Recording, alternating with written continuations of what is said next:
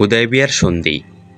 বাইয়াতে রিদওয়ান পরবর্তী প্রেক্ষাপটে হুদায়বিয়ার সন্ধি সংগঠিত হয়।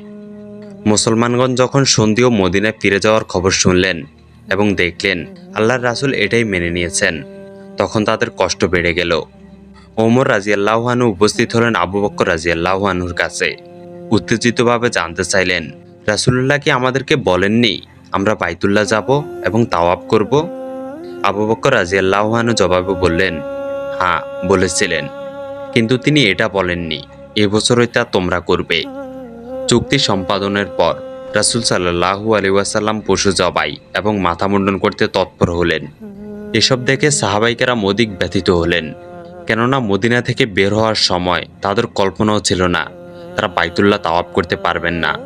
এরপরও যখন রাসূলুল্লাহ সাল্লাল্লাহু আলাইহি ওয়াসাল্লামকে কোরবানি ও মাথা মুন্ডন করতে দেখলেন, তখনই সবাই কোরবানি ও মাথা মুন্ডন করতে দাঁড়িয়ে গেলেন। দায়িত্ব গ্রহণ কষ্টের ছিল। খলিফা ওমর রাদিয়াল্লাহু আনহু কুফার গভর্নর বানান আম্মার ইবনে ইয়াসির রাদিয়াল্লাহু আনহুকে, সহকারী গভর্নর বানান আব্দুল্লাহ ইবনে মাসউদকে। পরে আম্মারকে অপসারণ করেন। আম্মার মদিনায় ফিরে এলে খলিফা জানতে চাইলেন, আম্মার কষ্ট পেয়েছ অপসারণ করায়? আম্মার জবাব দিলেন, অপসারণের তুলনায় দায়িত্ব গ্রহণ আমার জন্য অনেক কষ্টের ছিল।